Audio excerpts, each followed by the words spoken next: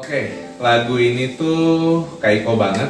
Kenapa? Kalau gue pribadi ngerasanya, gue jadi ingat sih, ini kan kata-kata lirik pertamanya kan I say a prayer every night. Itu gue ingat banget. Kaiko itu tipikal yang hampir tiap hari dan itu tiap malam ya.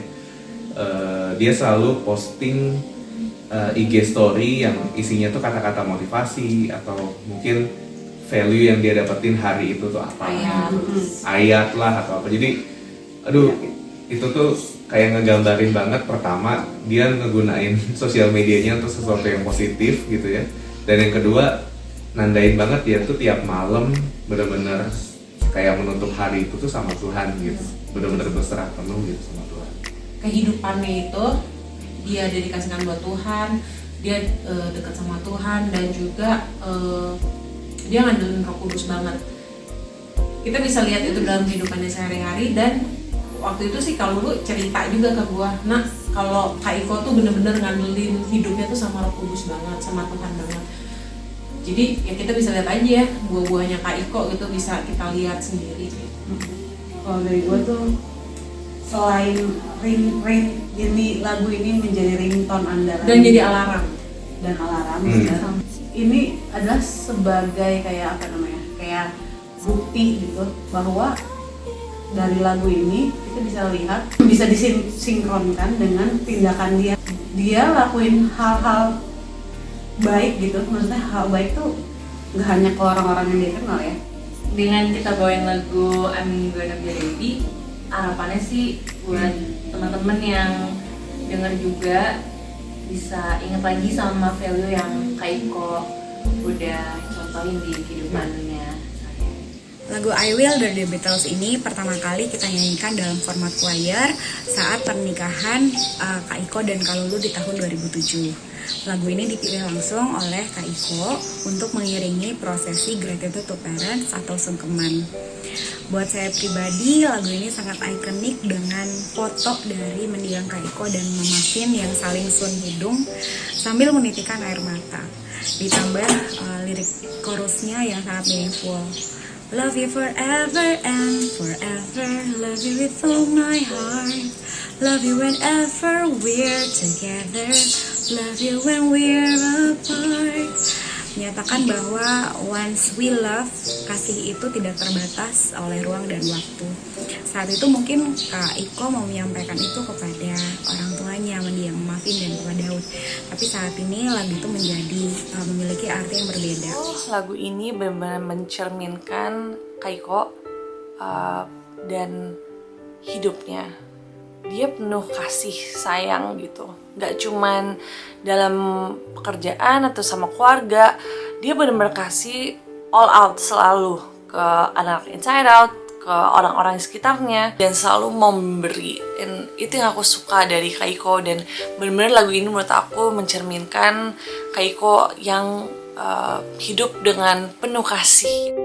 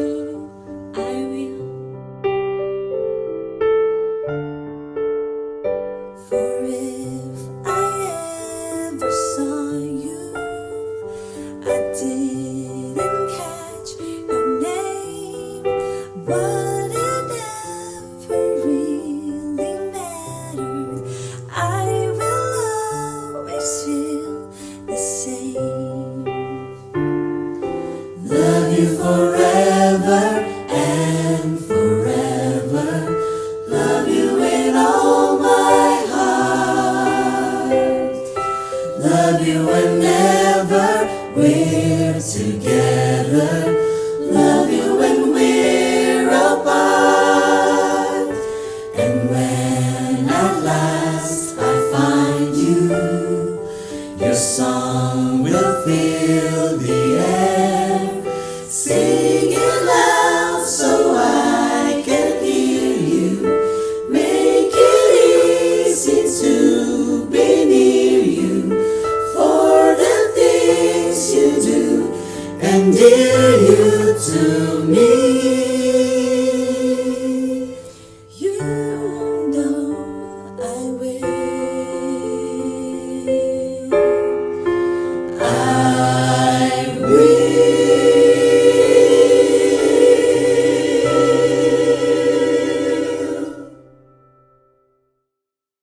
Ya, lagu I Will Be Here ini ngingetin gue sama Kak Iko karena kita itu pernah ngobrol soal lagu ini. Jadi Kak Iko tuh pernah ceritain kenapa dia suka banget sama lagu ini. Karena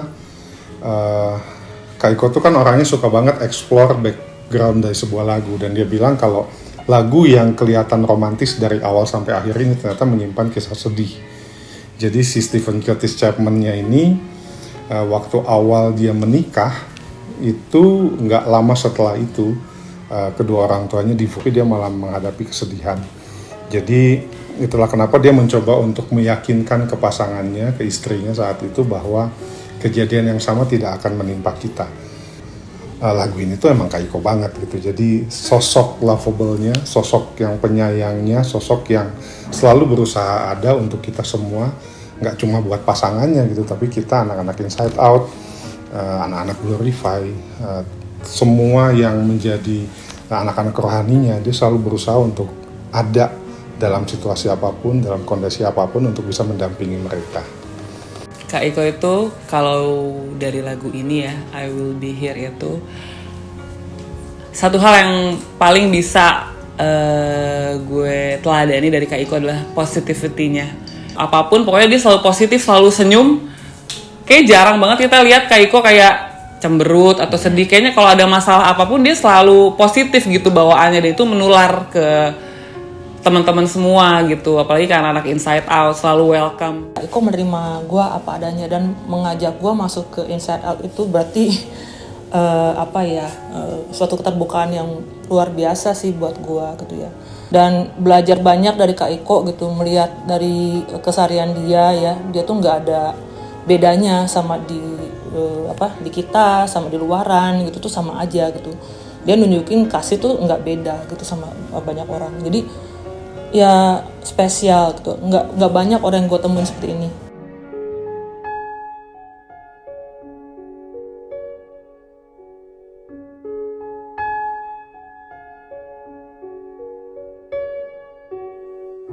Tomorrow morning if you wake up and the sun does not appear,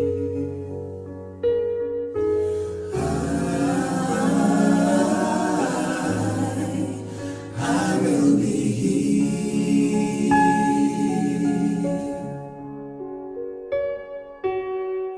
If in the dark we lose sight of love, hold my hands and have no fear. 'Cause I will be here. I will be here when you feel like being quiet, when you need to speak your mind.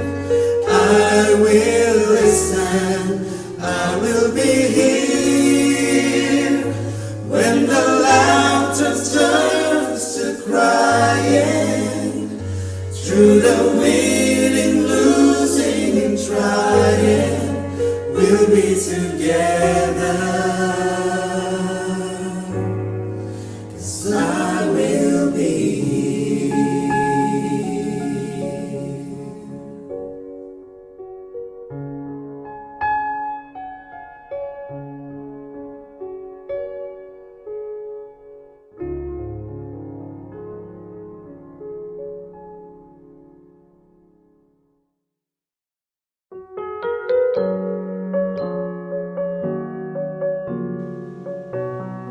Sampai sekarang ini buat gue pribadi, atau mungkin beberapa kita ngerasa hal yang sama, masih gak percaya aja kalau Kak Iko tuh udah berpulang. Mungkin karena legasinya yang begitu kuat yang dia tinggalin di dunia ini ya, terutama buat kita anak didiknya di Inside Out, tentang kedisiplinannya, kehangatannya, cinta kasih dan kebaikannya buat sesama. Itu yang masih buat gue ngerasa kalau Kak Iko tuh masih ada di sekitar kita. Di lagu ini juga Kak Iko bilang dia pergi bukan untuk mengingkari cinta, tapi ini pilihan jalannya dia. Yang kita tahu juga ini tentunya pilihan jalannya Tuhan, karena Kak Iko udah menyelesaikan segala pertandingannya di dunia ini. Jadi secara nggak langsung gue percaya di lagu ini Kak Iko bilang, meskipun raganya dia udah nggak bareng-bareng kita di sini, tapi spiritnya tetap ada bareng-bareng kita di sini. So gimana kita sekarang numbuhin spirit itu supaya kita juga tetap nerusin legasinya Kak Iko untuk menebar kebaikan buat di sekitar kita. Kasih itu sabar, kasih itu murah hati. Ia tidak cemburu, ia tidak memegahkan diri sendiri, ia tidak sombong. Ia tidak melakukan yang tidak sopan dan tidak mencari keuntungan diri sendiri. Ia tidak pemarah dan tidak menyimpan kesalahan orang lain. Ia tidak bersukacita karena ketidakadilan, tetapi ia bersukacita karena kebenaran. Ia menutupi segala sesuatu, percaya segala sesuatu, mengharapkan segala sesuatu, sabar menanggung segala sesuatu. Kasih tidak berkesudahan, dan kasih adalah Kak Iko. Sila bersyukur banget bisa kenal deket sama Kak Iko, seseorang yang dipenuhi oleh kasih, menghidupi kasih, dan membagikan kasihnya. I love you so much Kak Iko, and I miss you so much. Thank you Kak Iko for your life. Berarti untuk mengingkari cinta, mestinya kau tahu pilihan jalanku.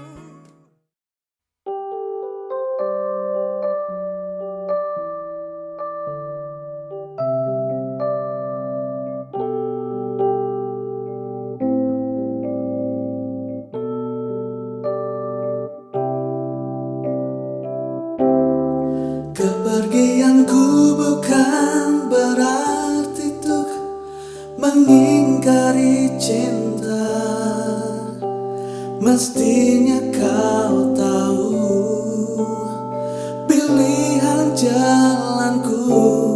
Meninggalkanmu sungguh terasa berat di umur hidupku. Pasti ku kan kembali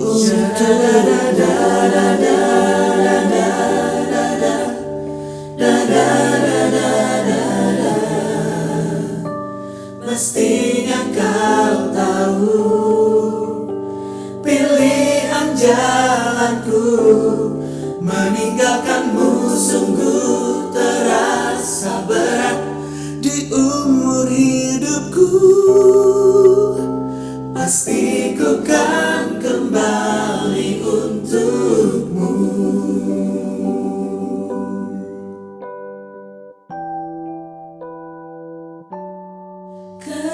Kekasihku, ku sadari betapa indah ku berada di sisimu.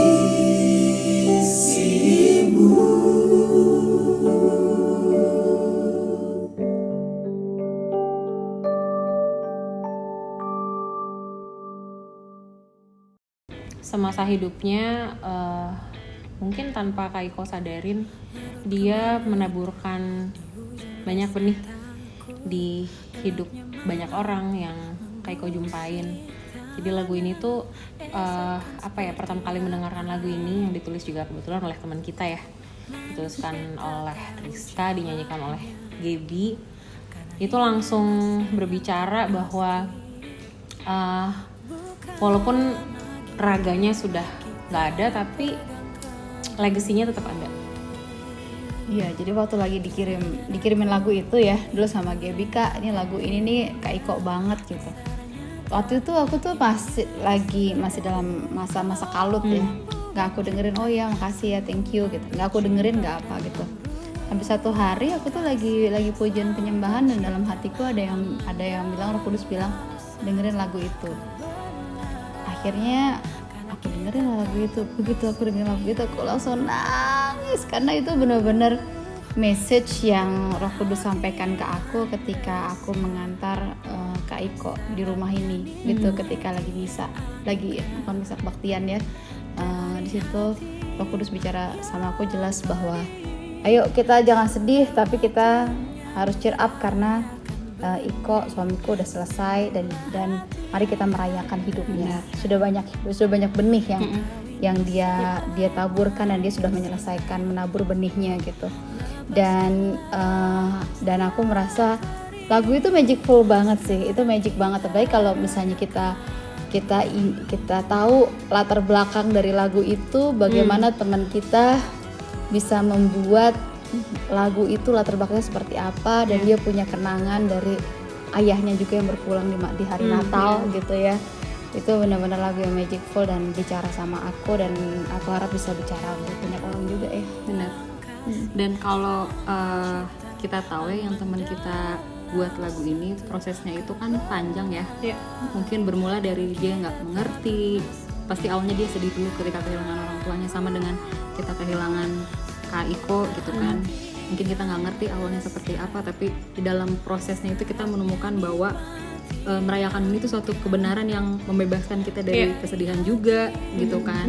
Jadi ya dengerin lagu ini tuh bisa sambil nangis, antara nangis sedih dan nangis sukacita gitu kan. Itu sangat membebaskan banget sih buat aku pribadi juga. Gitu. Karena memang kalau di dalam Tuhan, dalam Yesus ya, kita bisa memaknai orang terkasih yang kita sayangi berpulang gitu ya. Sedih, kangen pasti, tapi di satu sisi kita tahu bahwa Tuhan berperkara sama hidupnya, gitu ya. Benih yang harus kita berbuat sudah selesai. Benar. Saatnya kita merayakan, karena dia sudah berkemenangan. Dan kita tahu kemana dia pergi ya. Iya. Itu dah. Thank you. Teman kita siapa sih? Sebutinnya teman kita. Iya, bener. Sebutin dong. Teman kita namanya Ladriska Putri. Yang menuliskan lagu ini. Very talented woman. I love you, Ladriska. Thank you for the song. Thank you. Udah jadi berkat buat kita.